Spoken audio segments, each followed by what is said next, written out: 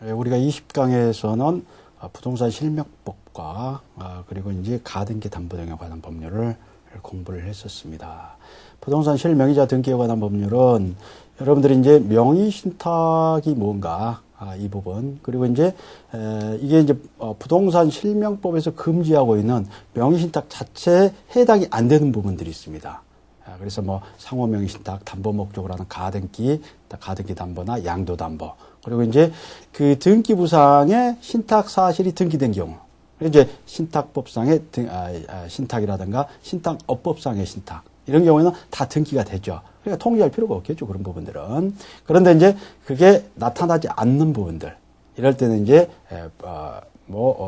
명의신탁 약정을 하고 등기를 한다 하더라도 그건 이제 명의신탁 약정도 무효, 등기도 무효, 이렇게 된다고 그랬습니다. 물론 이제 제3자가 권리를 취득하면 선악불문하고 권리를 취득하게 하는 제도라고 그랬고, 그리고 또 하나는 부동산 실명법에 기해서 명의신탁이긴 하지만 이걸 무효로 하지 않는 케이스가 있습니다. 8조에 규정되어 있다고 그랬죠. 배우자 간 또는 종종 재산을 명의신탁한 경우, 탈법 목적이 아니라면 이것은 유효로 인정을 해주고 있다. 명의신탁 종류에는 등기 명의신탁과 이제 계약 명의신탁이 있다고 그랬습니다. 등기 명의신탁은 중간생략 등기 형태를 띠고 있죠. 그래서 이 매도인과 명의신탁자 사이에 계약을 먼저 체결을 하고, 그리고 나서 명의수탁자와 명의신탁자가 이제 어떤 그 명의신탁 약정을 맺죠. 그리고 이제 명의수탁자 앞으로 매도인과 명의수탁자 앞으로 곧장 등기를 해버린 경우입니다.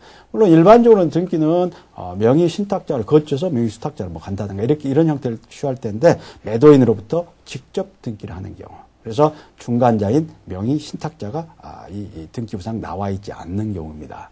그래서 실제적인 권리는 명의신탁자 권리를 행사하고 명의만 명의수탁자 앞으로 등기되어 있죠. 이런 경우에는 원래 처음 체결했던 그 매매계약, 이것은 유효를 한다고 그랬습니다. 그리고 명의신탁 약정, 그에 대한 등기, 이것들은 무효고, 그렇기 때문에 명의수탁자 앞으로 등기되어 있다 하더라도 그 등기는 무효인 등기다. 그래서 이런 경우에 소유자는 매도인인 갑이다.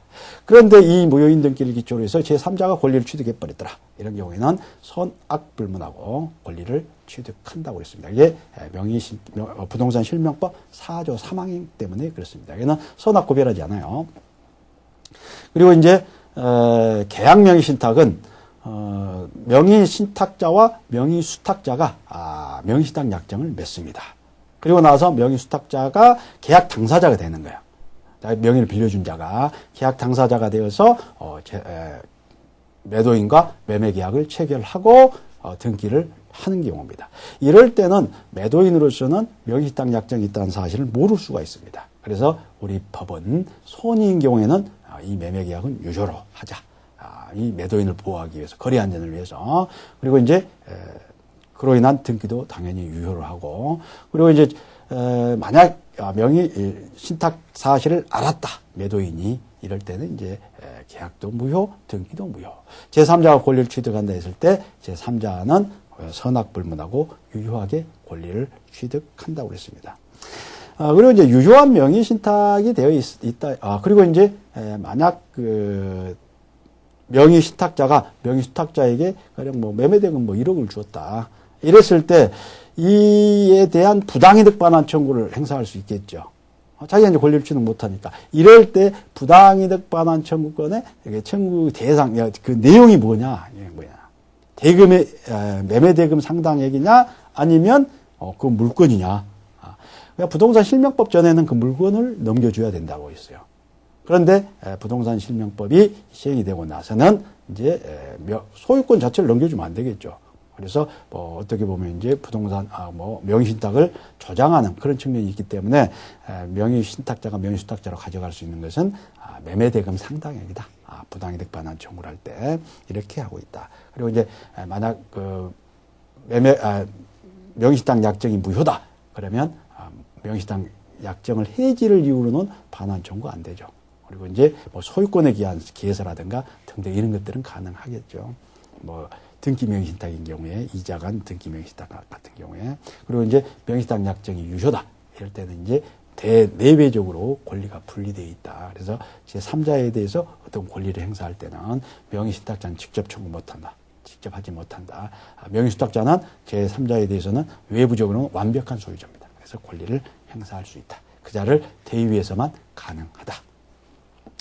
그리고 이제 마지막으로 이제 가등기 담보 등에 관한 법률. 가등기 담보 등에 관한 법률은 이제 가등기에 의해서 담보 목적으로 가등기를 하는 경우, 또 양도 담보를 하는 경우, 이때 이제 폭리를 취할 염려가 있기 때문에 이때 이제 이걸 통제를 하기 위해서 범법을 규정을 해놓고 있습니다. 그래서 뭐 물품 대금, 뭐 선급금이라든가 매각 대금, 이런 것들, 공사대금, 채권을 확보하기 위해서 가등기를 한다든가 이런 경우에는 적용하지 않는 게 판례입니다. 그래서 판례는 좁게 봐요. 그리고 통설은 넓게 봅니다. 그래서 판례는 소비대차에서 발생된 채권만. 그리고 이제 대물변제 예약을 맺을 당시에 목적물 가액과 그리고 피담보 채권에 이것들을 비교해서 원본과 이자 이걸 비교를 해서 이 목적물 가액이 상회한 경우, 상회한 경우에만 범법을 적용을 합니다. 그렇지만 반대 케이스, 그래서 뭐 채무액이 더 많더라 이런 경우에는 범법을 적용하지 않습니다. 그리고 이제 권리를 실행하는 방식은 두 가지 방식이 있다고 그랬어요. 권리를 취득하는 방식과 경매라는 방식. 경매라는 방식은 이제 등기와 저당권과 같다고 그랬고, 권리를 취득하는 형식, 귀속정산형이라고 그랬어요. 이것만 우리 판례가, 우리 민법, 우리 가등기 담보 등에 관한 법률이 인정을 합니다. 처분 정산형은 인정하지 않는다고 그랬어요. 그래서 권리를 취득하기 위해서는 먼저 통지를 해야 된다. 채무자 등에게 통지를 한다. 청산금을 통지하고 그 수익에 대해서는 다툴 수 없다. 가등기 담보권자는. 그리고 통지하고 도달된 후 지체 없이 그 사실을 후순위 권리자들에게 통지를 해줘야 됩니다. 후순위 권리자들은 가등기 담보 등기 후에 어떤 담보권을 취득한 자, 전세권자, 그리고 가등기 담보권자, 저당권자, 이자들에게 통지를 해줘야 합니다. 이자는 권리가 소멸된 자들이라고 했어요. 그래서 청산기간 2개월 기간 안에 자기들의 권리를 행사할 수 있도록 이렇게 통지를 해줘야 된다.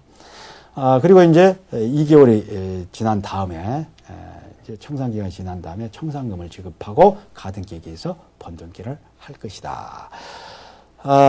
그리고 이제 선순위 권리자의 채권액은 자기의 채권액에 합산하는 게 일반이죠. 왜냐하면 선순위 권리자는 권리가 소멸하지 않고 그대로 가등기 담보권자가 가등기에게서 번등기를 함으로써 권리를 취득할 때 인수를 해야 돼요.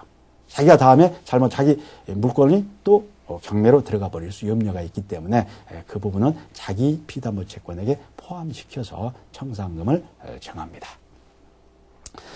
그리고 이제 경매가 된 경우에는 저당권과 같다고 그랬습니다. 여기까지 해서 우리가 이제 가등기 담보권까지 해서 20강으로 우리가 민법 및 민사특별법을 모두 마쳤습니다. 그래서 나머지 기간 잘 정리를 해서 이번 시험에 반드시 합격하시기 바랍니다. 여러분들이 이제 마지막 정리를 제대로 하지 않아서 또 1년을 공부를 한다. 또 1차를, 2차는 합격했는데 1차가 떨어졌다. 이런 분들이 아주 많습니다. 그래서 1차를 더 매진하고 이렇게 해서 1차는 반드시 합격을 할 수 있도록 이렇게 마지막 정리를 잘 하시기 바랍니다. 수고하셨습니다.